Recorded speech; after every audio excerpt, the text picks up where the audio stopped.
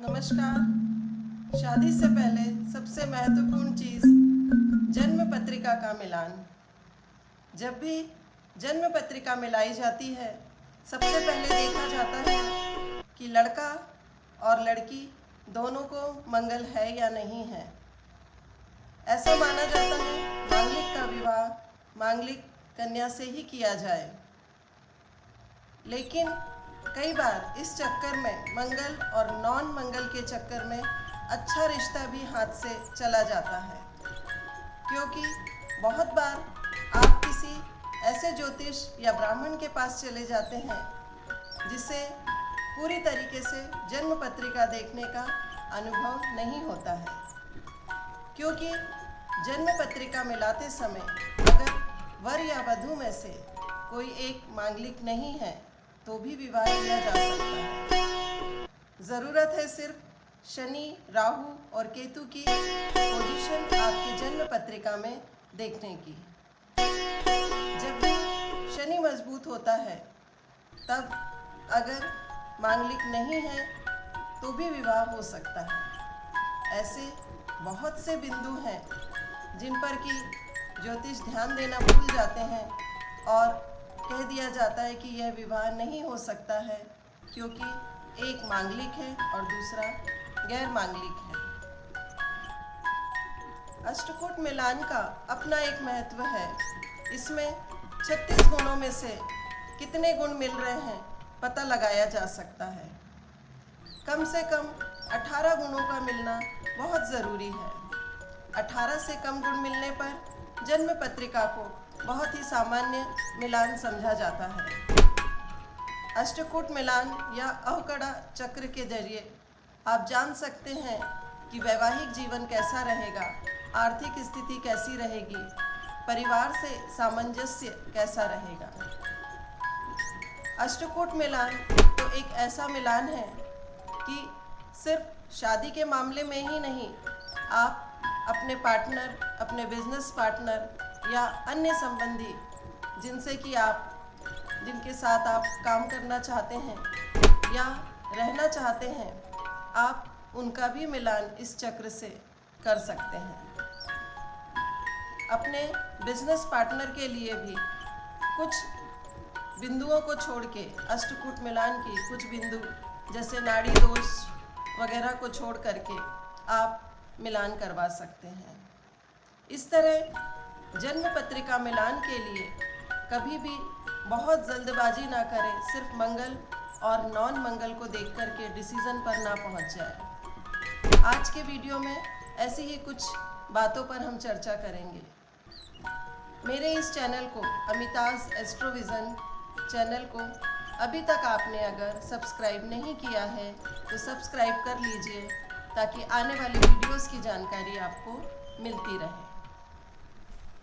शादी का फैसला एक बहुत महत्वपूर्ण फैसला होता है, और जब रिश्ता पसंद आ जाता है और अगर कोई ज्योतिष या ब्राह्मण ऐसा कह दे कि इस विवाह में परेशानी आएगी या आगे जाकर के इनका वैवाहिक जीवन अच्छा नहीं रहेगा, तो मन में एक संदेह पैदा हो जाता है। इसलिए आप जब भी अपनी जन्म पत्रिका दिखाएं तो योग्य ज्योतिष से ही दिखवाएं, ताकि कहीं ऐसा ना हो कि आपकी पत्रिका तो मिल रही थी लेकिन जिसने पत्रिका देखी उसे पूरी जानकारी नहीं थी और एक अच्छा रिश्ता आपके हाथ से चला गया।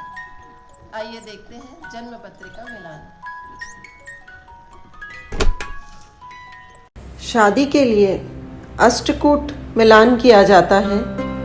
अष्टकूट विचार, मंगल दोष और विवाह के लिए शुभ मुहूर्त, ये तीनों बातें बहुत ज़रूरी हैं। अष्टकूट मिलान में 8 कूट होते हैं, जिनसे कि गुण निर्धारित होते हैं कि लड़का लड़की के आपस में कितने गुण मिलेंगे। इसमें जो देखा जाता है अष्टकूट मिलान में, वह 8 बातें होती हैं। 8 कूट है: वर्ण, वश्य, तारा, योनि, ग्रह मैत्री, ग्रहगण, भकूट और नाड़ी। इनमें से 36 गुणों को देखा जाता है। जिसमें कम से कम 18 गुण मिलने चाहिए। 18 गुण से कम मिलने पर शादी के लिए मिलान को कमज़ोर समझा जाता है, अच्छा नहीं माना जाता है। मंगल दोष अष्टकूट मिलान से निकल करके नहीं आता है। इसके लिए जन्म कुंडली को देख करके पता चलता है कि मंगल की स्थिति कैसी है, कौन से भाव में मंगल बैठा है, तो पत्रिका आपकी मांगलिक है या मांगलिक नहीं है। अष्टकूट मिलान से जो गुण मिलाए जाते हैं उसमें राशियों में कितना अंतर है, क्या उनमें 6-8 का संबंध है, द्विद्वादश संबंध है, और सारे जो 8 कूट हैं उन पर विचार विस्तार से किया जाता है। ग्रह योग नक्षत्र राशि के आधार पर यह निश्चित करता है कि अमुक राशि वाला व्यक्ति, उसके नक्षत्र योग और अमुक राशि वाले से नक्षत्र योग कैसे हैं, आपस में उनका विवाह संबंध कैसे होगा। दोनों का, लड़का और लड़की के राशि, उनके नक्षत्र, उनकी जन्म तारीख के आधार पे, जन्म के समय के आधार पर सारे गुण को मिलाया जाता है और अष्टकूट मिलान कहलाता है, जिसमें कि 36 गुण में से कितने गुण वर और वधू के मिल रहे हैं, उस आधार पे पत्रिका का मिलान अच्छा है या सामान्य है निर्धारित किया जाता है।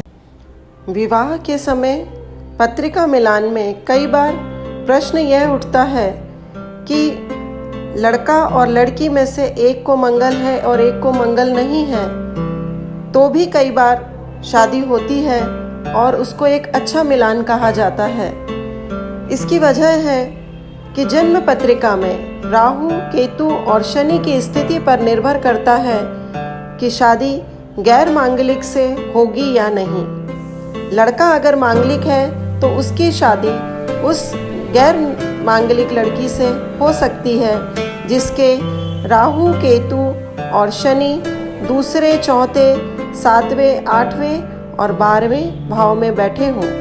लेकिन अगर राहु, केतु और शनि इन भावों में नहीं है तो उसकी शादी मांगलिक से नहीं हो सकती है। लेकिन इसका कुछ उपाय तो हो सकता है कि क्या करें कि अगर ऐसी स्थिति बन गई है तब उपाय क्या किए जाएं। बहुत लोगों का तो मानना है कि 28 साल के बाद में मंगल का प्रभाव खत्म हो जाता है, लेकिन मुझे ऐसा नहीं लगता है। मंगल का प्रभाव हमेशा ताउम्र बना रहता है। ऐसे कई कुयोग बन जाते हैं जन्म पत्रिका में मिलान के समय, अगर अच्छा मिलान नहीं रहा, जिसमें कि विधवा योग, विषाग्ना योग आदि योग बन जाते हैं। ऐसी स्थिति में उपाय किए जाते हैं जैसे कि कुंभ विवाह, वृक्ष से विवाह, शालिग्राम विवाह तथा मंगल पूजन। इन सब उपायों को ब्राह्मण के द्वारा करवा के और फिर शादी की विधि में जाया जा सकता है। मंगल दोष विवाह के समय ही देखा जाता है। जातक की पत्रिका मांगलिक होने से जातक में किसी तरह का दोष है ऐसा नहीं है, बल्कि मंगल वाली पत्रिका, मांगलिक व्यक्ति की पत्रिका मांगलिक होने से, जैसा कि मंगल का स्वभाव है, वह जातक को कर्मठ, प्रभावशाली, धैर्यवान तथा सम्मानीय बनाता है।